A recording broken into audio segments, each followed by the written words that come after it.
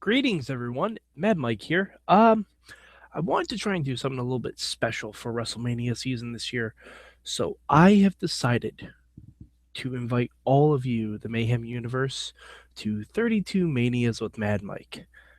And well, we're starting at the beginning, where it all began, as they say, in Madison Square Garden, WrestleMania 1. It took place on March 31st, 1985. I was about 2 years old. It's fantastic. The attendance was 19,121, which pretty good for a garden show. Pretty good. Um, so it's been a while since I've actually seen this one, and I'm not gonna lie, I wasn't looking forward to it because I know sometimes old wrestling can be a little difficult to watch because it's not as high impact, it's not as well developed. But I gotta be honest, I really enjoyed this WrestleMania. Um, it started off a little slow. You have Tio Santana versus the Executioner, not by any means a stellar match. But I have to say one of the fun things I noticed about this WrestleMania, there were pre-match interviews for everyone, which a lot of them were fun, but they're all done in the same spot where one person comes in, says their 2 minute promo, leaves, and then his opponent comes in right on the other side of Mean Gene Okerlund. Very funny because you can tell they're literally standing 10 feet apart and they're talking trash about each other. I just thought that was really funny. Also, Lord Alfred Hayes is the man on the street, but you can tell they haven't fully utilized the concept of a backstage interview yet because they have Lord Alfred Hayes right by the entrance ramp. Well, not even ramp, right by the entrance, by gorilla position. And everyone who has finished their match has to walk by Lord Alfred Hayes when he's plugging the next match. And sometimes people even enter and walk right in front of Lord Alfred Hayes because they don't know he's recording. It's very funny. It's cool to see kind of the growing pains of WWE as they're working with this live broadcasting stuff because I know this wasn't the first live broadcast they did on closed circuit, but it was pretty close. Another thing I noticed about this WrestleMania, wow, it's short. It's short, you guys. I mean, WrestleMania 33 this year is probably going to be like 8 hours if you factor in the pre-show and the post-shows. I'm not even joking. It's probably going to be about 8 hours. This WrestleMania clocked in a nice tight 2 hours and 14 minutes. And that is including the end credits. Yes, at the end of WrestleMania 1, there are credits like you would see in a movie. Really kind of fun to watch those. You see some interesting names, some names you might recognize. But yeah, it was a good time.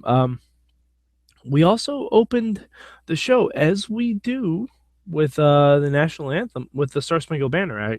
Excuse me, and it was sung by Mean Gene Okerlund and the crowd. It was really great. It was really a lot of fun.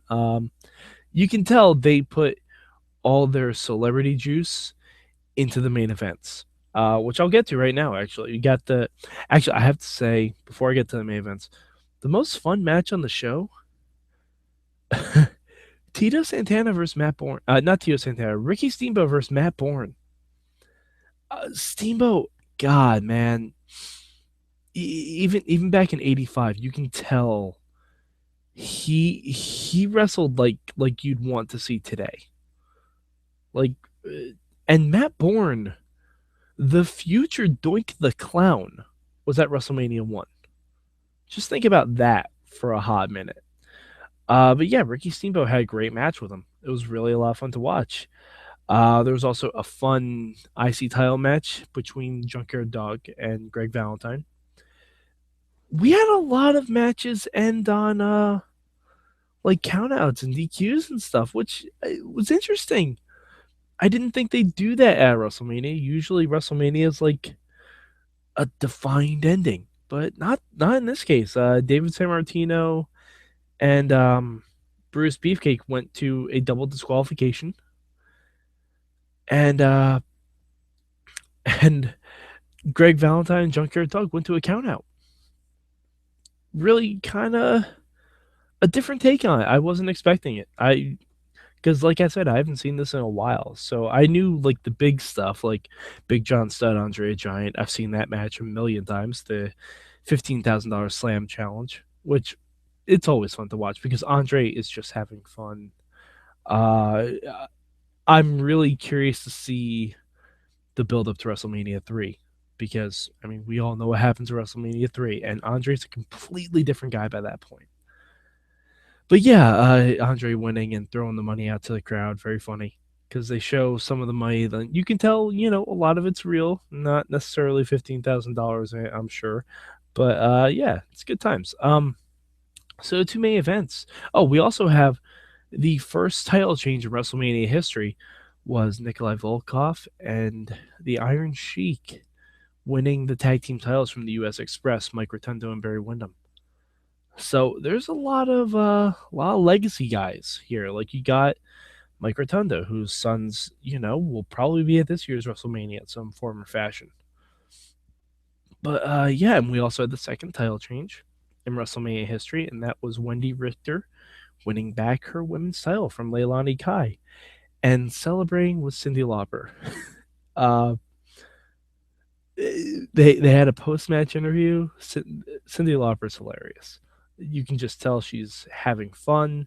This was like the peak of her popularity, and it shows. The crowd was super into it. The crowd was super into the whole show, which is good. I mean, the garden, it's very enclosed, so like the sound really carries pretty well at that point. This was before like renovations and stuff like that. But the main event, gotta get to the main event because there was so much going on in the main event. First, we introduced Billy Martin. Billy Martin, former manager of the Yankees. He's the announcer. He brings out Liberace, the timekeeper, who comes out with the Rockettes.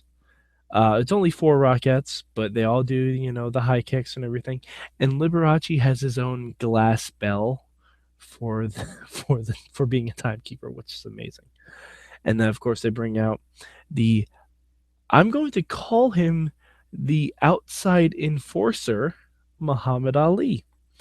That will make a lot more sense when I get to WrestleMania 14. But that's basically what Muhammad Ali was. He was doing the Mike Tyson bit. It was great. And Ali, oh my God, he was super over. Everyone loved Ali. He looked in good shape. I know he wasn't necessarily the best time during WrestleMania, but you could tell he was really feeling the energy. And our actual referee, Pat Patterson, of course. And we had Piper and Mr. Wonderful with Ace Cowboy Bob Orton wearing the cast in their corner. And they were going up against Hulk Hogan, obviously, Mr. T, and Jimmy Snuka in their corner. Uh, I gotta give credit, Mr. T. Not bad, not bad.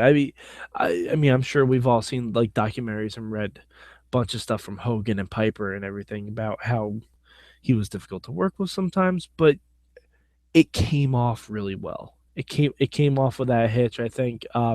Also, a fun fact: the first chair shot in WrestleMania history was given by Rowdy Roddy Piper to Hulk Hogan, probably as it should be. But yeah, so that was the first chair shot in WrestleMania history. I wanted to make sure. I'm gonna be looking for first. Like I'm gonna be looking for that kind of stuff. I think.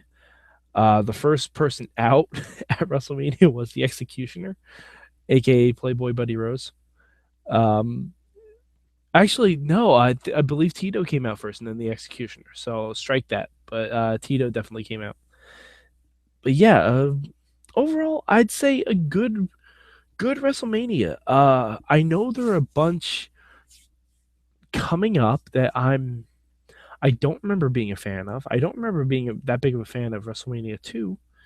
But when I watch it, who knows? Maybe looking at it with fresh eyes, might enjoy it a little bit more. Plus, it'll probably be a WrestleMania that's under 3 hours, and who doesn't love one of those? All right. So this will be the first installment of 32 WrestleManias. That's right. I am going to watch all of them. It's going to be interesting. I may get really, really sick of it by the time we get to WrestleMania 32, but we'll see. All right. So if you want to, these are going to be released 32 days before WrestleMania. Like it's going to be 1 day, 2 day. It's going to be released all throughout. So once these start getting released, please feel free to hit me up on the Twitter at MadMike4883. Hit up the email address goodtimes@WrestlingMamShow.com. Hit us up on Facebook. Hit us up on Twitter. Let me know what you guys think of these WrestleManias, and please feel free to comment on these videos when they get released. All right.